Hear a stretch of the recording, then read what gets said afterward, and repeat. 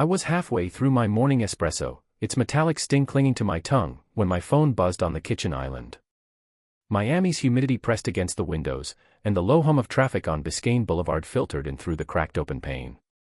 I glanced at the screen, an unknown 305 number and a single line of text, "You need to see this." My heart tightened. I set the mug down, the porcelain clinking against the marble.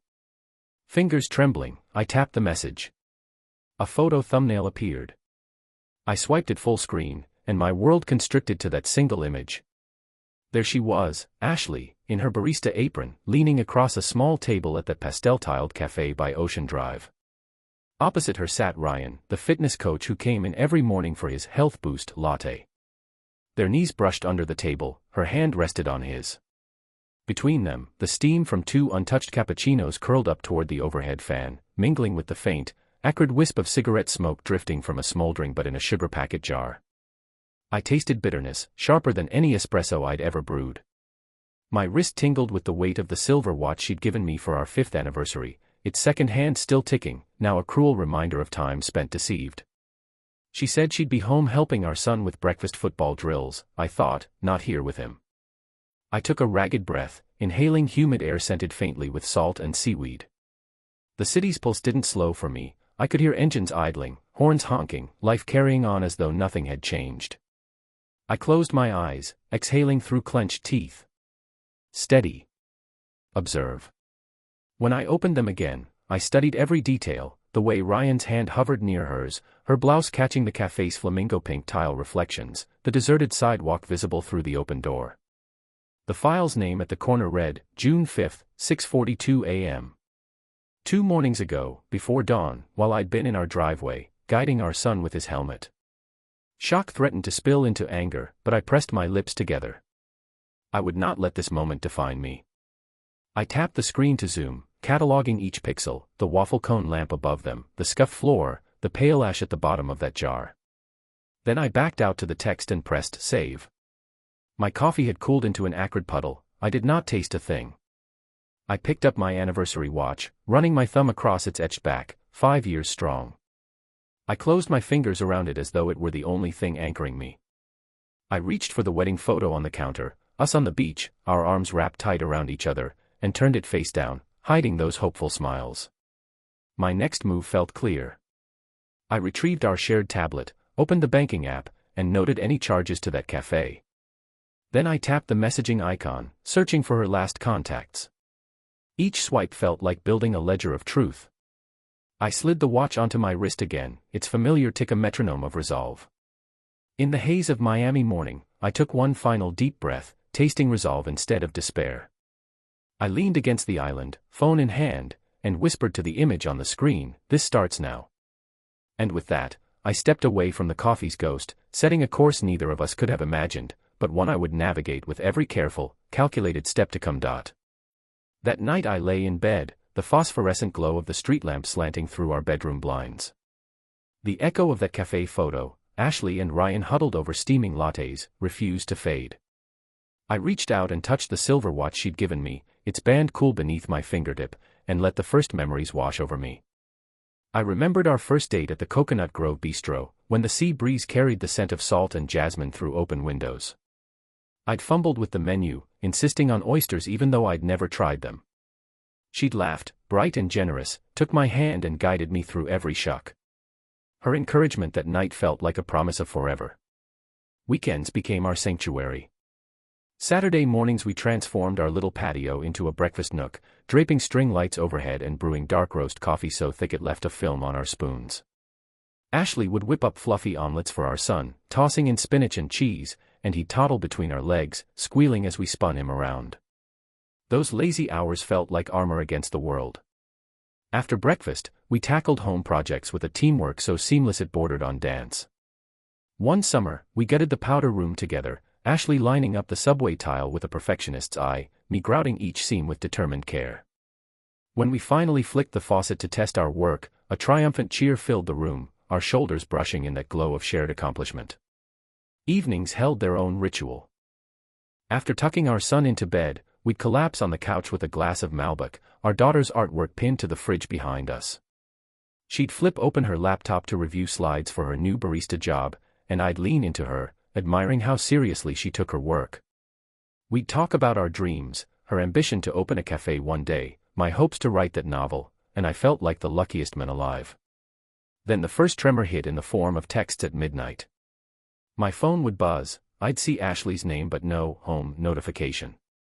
When I asked her the next morning, she'd smile apologetically. Sorry, a customer needed an extra meal plan, she'd say. I believed her. A week later, I noticed an odd charge on our credit card, Rapid Rides, $14.80, at 5:22 a.m. The descriptor didn't ring a bell.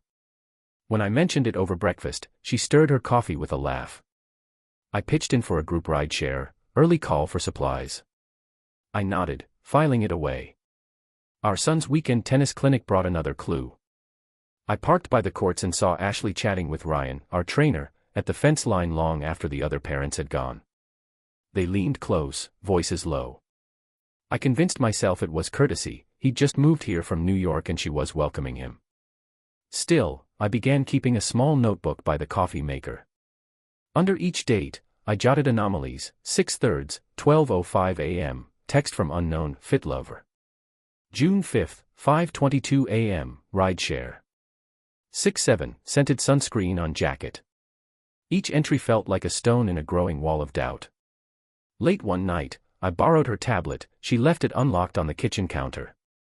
In the messaging app, a thread titled Early Mornings caught my eye.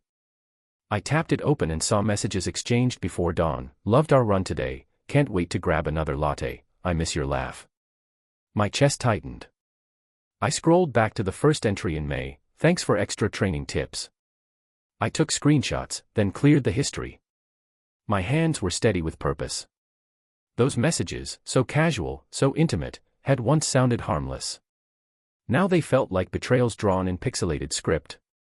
That weekend, a friend at the tennis club leaned in as I packed my gear. Hey, man, saw Ashley and Ryan at the beach cafe at sunrise, he whispered. Seemed close.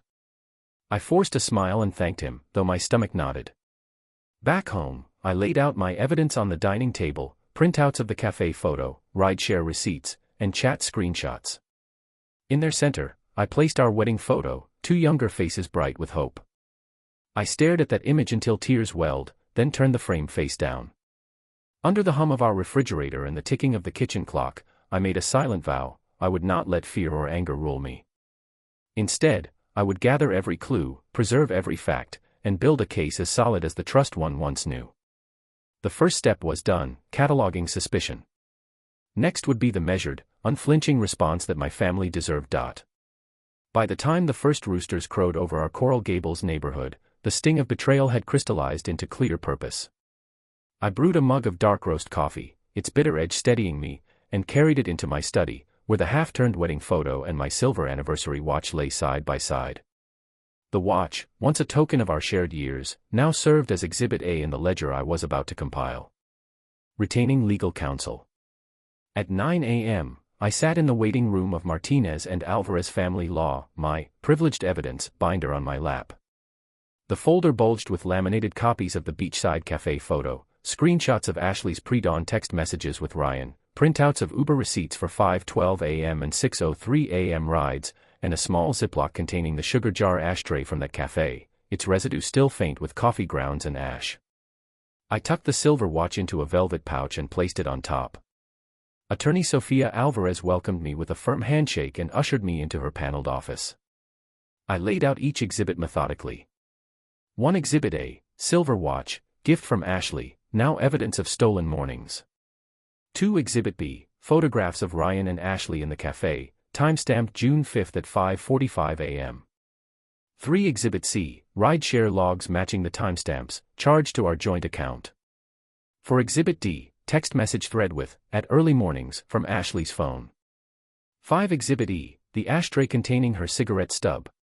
Sophia reviewed each in silence, then looked up. You've done thorough work, she said. Under attorney-client privilege, everything you provide is protected. Our first steps: I'll draft petitions for temporary custody and child support, and file motions to freeze your joint accounts. We'll need to prepare a detailed assets list for property preservation. She sketched out the timeline: engagement letter signed today, petitions filed by week's end, hearing tentative for mid-July. Each milestone I checked mentally felt like a road map out of chaos. Before leaving, I signed the retainer, feeling the tremor of uncertainty replaced by firm resolve. Assembling my support network. That afternoon, I called my brother Eric, my go-to with anything tech-related, and asked for his help. Over lunch at our favorite Cuban diner, I spread out the floor plans of our condo and described where I needed surveillance. Camera 1, over the front door, catching any late-night comings and goings. Camera 2, in the living room, where Ashley often stayed after bedtime. Eric nodded, his eyes lighting up. I'll run the wires through the ceiling to your router. You'll have live feeds on your phone. Later that evening, I sat across from my childhood friend Dr. Hannah Lee, now a licensed psychologist, at her South Miami kitchen table. Over herbal tea, I recounted the behavioral patterns I'd noted: how Ashley's laughter turned brittle when I called her, how she brushed her hair back whenever Ryan's name came on her phone, the quick hush when she realized I was paying attention. Hannah leaned forward. You need audio, she advised quietly. Place a discreet recorder in the foyer or near the living room speakers, common areas where there's no reasonable expectation of privacy. When you confront her, ask neutral, open-ended questions. Evidence of her own words will be far more compelling than any accusation from you. Her guidance felt like a missing puzzle piece. With Eric's cameras and Hannah's behavioral strategy, I was building a silent but comprehensive net around the truth. Evidence preservation and cataloging. Saturday dawned clear. Eric arrived before sunrise, armed with 2 compact, night vision, capable cameras. We worked swiftly. He threaded cables through the attic, tapping them into the router's post switch, while I positioned each camera out of sight, one just inside the foyer, the other perched atop the living room bookshelf. With a few taps on his tablet, he confirmed crisp, date-stamped feeds. Next, I backed up Ashley's work phone to an encrypted external drive, call logs, message archives, deleted files. I printed critical messages: her "can't wait to see you" texts, details of their shared smoothie rendezvous, and laminated them for durability. The bridal gift watch went into a small safe alongside the ashtray and a stack of café receipts. Back in my study, I created a master spreadsheet with columns for date collected, evidence type, source, and storage location. Each entry bore a timestamp, and I ran checksum verification on every digital file. I then copied the evidence folder onto 2 USB keys, labeled Q1 and Q2, and locked them in the safe beneath my desk. At that moment, the scattered clues transformed into an unassailable dossier. Drafting and notarizing proposals. Monday morning, I met Jenna, our next-door neighbor and certified notary, in her sunlit living room. I handed her 2 drafts from Sophia. 1 custody and visitation proposal. Joint legal custody, ensuring shared decision-making for our son. Primary physical custody with me. Ashley granted visitation every other weekend and 2 non-consecutive weeks each summer. Temporary child support per Florida guidelines. 2 asset division spreadsheet. Marital home equity, recommending a stay-in-place order with her share in escrow. Retirement and savings account balances as of the petition date. Personal property allocations, my workshop tools and the silver watch to me, her jewelry and artwork to her. Jenna stamped each page, her embossed seal turning ink into enforceable documents. She slid the packages back across to me, not just paper, but legal fortifications. Financial planning and valuation. That afternoon, I met our CPA, Mark Delgado, at his Coral Gables office. I presented him the asset spreadsheet and bank statements. He ran valuation scenarios. Home equity, current market appraisal and potential refinancing to facilitate a buyout. Retirement accounts, tax consequences of retaining separate 401k and IRA balances. Joint savings, freeze pending final decree, with provisions for child care disbursements. Mark prepared a report with charts and cash flow projections, then emailed it directly to Sophia. Armed with these numbers, I felt the final domain of my life, financial security, fall firmly into place. Preparing for the hearing. By midweek, my study resembled mission control: camera feeds on one monitor, a legal timeline corkboard on the wall, and the half-assembled music box humming quietly on my workbench. I rehearsed my opening statement aloud. On June 5 at 5:45 a.m., Exhibit B, the café photograph, shows Ms. Williams arriving with Mr. Reynolds, not returning home as represented. Exhibit C, rideshare logs, confirm her departures. Exhibit D, text messages, reveal their relationship. Each rehearsal stripped away the tremor of betrayal, replacing it with calm authority. That evening, Sophia emailed the hearing date, July 12 at 2 p.m., and asked for final exhibits by July 5. I updated my master list, verified all security seals, and crossed off each preparatory task. In less than a week, I transformed from a man drowning in shock to one anchored by deliberate action. Every camera installed, each notarized proposal, each financial projection fortified my resolve. The silver watch, once a promise of shared time, had become the metronome of my systematic pursuit of justice. And as Miami's night lights glittered beyond my window, I closed my notebook on that final entry: hearing prep complete, evidence secured, allies in place, resolve unwavering. I arrived at Martinez and Alvarez precisely at 2 p.m., the conference room's tall windows framing the Miami skyline. On the polished oak table lay three objects: the silver anniversary watch, now nestled in its velvet pouch, resting next to the pastel sugar jar ashtray, and our framed wedding photograph. The late afternoon sun slanted through the blinds, casting disciplined lines of light across the evidence. My wife entered with her attorney at her side, her gaze flitting nervously from the watch to the ashtray, then settling on me. Attorney Sophia Alvarez began with her usual composure. Mr. Williams has provided exhibits A through D. We'll review these and then discuss a resolution. She clicked her remote, and the first slide filled the screen. Exhibit A, the café photograph. Ashley and Ryan pressed close over steaming lattes in that pastel-tiled café at dawn. The ashtray and sugar jar sat between them, proof of clandestine mornings. Jessica's face paled, her lips parting as if to speak, but she remained silent. Alvarez advanced to Exhibit B, the rideshare statements, two pickups at 5:12 a.m. and 6:03 a.m., both charged to their joint account. I slid the printed receipts toward Ashley. These confirm your departures after our son's practice, I said, voice steady. You represented you were home helping with drills. Her attorney flipped through the pages. Ashley's eyes dropped to our wedding photo. I reached forward and lifted it. This, I said softly, placing it before her, marked the day we vowed forever. I tapped the silver frame. That promise was entrusted to you. I set the photo gently on her side of the table, then tapped the ashtray. And this held your secret smoke breaks. I returned the ashtray next to the sugar jar in precise alignment. Alvarez clicked to Exhibit C, the bank statements showing Mocha Mist Cafe, charges from May through June. You told me these runs were work-related, I said. Yet no meeting required them. I nudged the receipts nearer to Ashley, whose breath caught audibly. Finally, Alvarez displayed Exhibit D, the text messages from the hidden, at early mornings, thread, lines like, your smile is my favorite sunrise, and, I live for our secret lattes. Each exchange scrolled across the screen, a digital confession. Ashley's shoulders slumped, her attorney cleared his throat. I remained composed. I'm not here to shame you, I said, meeting Ashley's eyes. I'm here to protect our son and the life we built. I gestured toward the neatly typed settlement sheet: joint legal custody, primary physical custody with me, equitable division of assets, and structured visitation. I've drafted terms based on these facts. I slid the agreement across the table. Ashley's hand trembled as she reached for the silver pen I'd placed beside the watch. Once that pen had signed our mortgage and our son's birth certificate, today, it would mark her accountability. She exhaled, signed. I followed suit with calm precision. Sophia stamped the documents.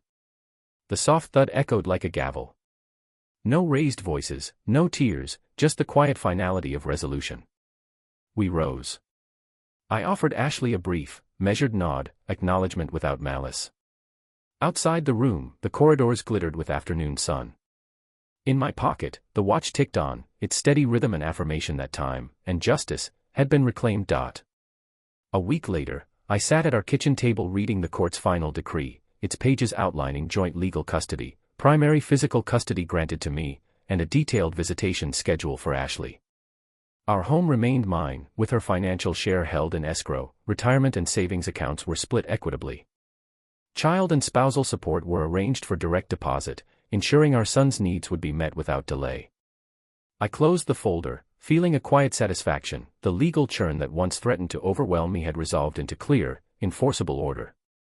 On the counter before me lay three objects: the silver anniversary watch, restored to its polished gleam, the small pastel sugar jar ashtray, now emptied of ash and cleaned, and our wedding photograph, the smiles within freshly upright. Each item marked a chapter: promise, betrayal, and accountability. Together they bore witness to an ending and a beginning. That afternoon, I retreated to my garage workshop for the first time in months. My chisels awaited, along with the half-assembled music box I'd abandoned when shock struck. I picked up the watch and examined its clasp. 5 years strong, it read. With deliberate strokes, I removed the engraving and carved a new message inside the lid of the music box: time reclaimed. Each shaving of metal and wood felt like reclaiming a fragment of my life.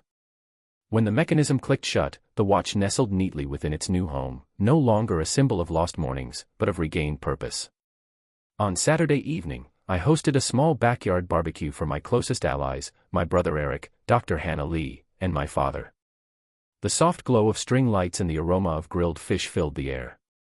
My son darted between us, laughter trailing behind him, clutching a seashell from our last beach trip. I presented him with the finished music box and showed him how to open it. He placed the shell inside alongside a small tennis ball he'd won at practice. "For good memories, Dad," he said, eyes shining. In that moment, I realized how resilient love can be when nurtured with intention. Sunday dawned golden over Biscayne Bay. I launched my blog, Grounded and Growing, with a post titled, Rebuilding Beyond Betrayal. I shared practical steps for preserving evidence, drafting custody proposals, and leaning on a trusted support network. I told the story of the watch-turned keepsake, inviting others to transform their own symbols of hurt into vessels of hope. Within hours, messages poured in: "Your calm approach saved me. I never thought I could trust again. Thank you for your clear blueprint." A community began to form, bonded not by grief but by shared determination. That evening, I walked my son to the local tennis courts for his first post-decree lesson. The pastel sunset lit the sky as I strapped the music box watch inside my pocket. I watched him serve, each swing purposeful, each footwork confident, mirroring my own steps into this new life. When he turned and grinned, I waved and whispered, "Keep going, champ."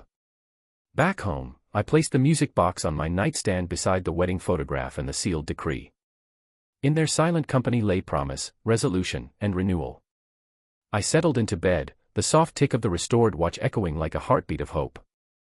In that hush, I felt no lingering bitterness, only the steady pulse of inner peace and the knowledge that, moving forward, I would build a life defined by deliberate resilience and unwavering purpose.